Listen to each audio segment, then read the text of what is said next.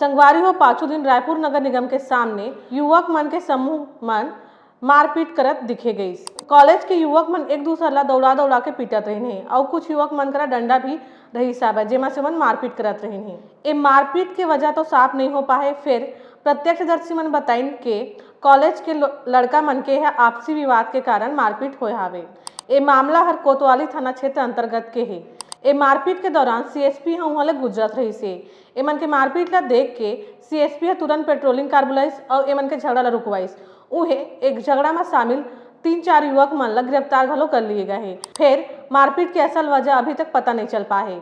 संगवारी हो आप मतलब बता दें कि ये झगड़ा के पहले भी छत्तीसगढ़ कॉलेज के सामने भी युवक मन झगड़ा करत पाए गए नहीं। फिर रायपुर में एक तरीके से युवक मन के भड़कना और झगड़ा करना ला देख के आप मन भी चिंता जरूर करत हो। युवा मन के बढ़त हिंसक प्रवृत्ति के का कारण हो सकते कमेंट सेक्शन में संगवारी हो जरूर बताओ और ऐसे प्रदेश से जुड़े खबर देखते रहो हमारे चैनल टिया छत्तीसगढ़।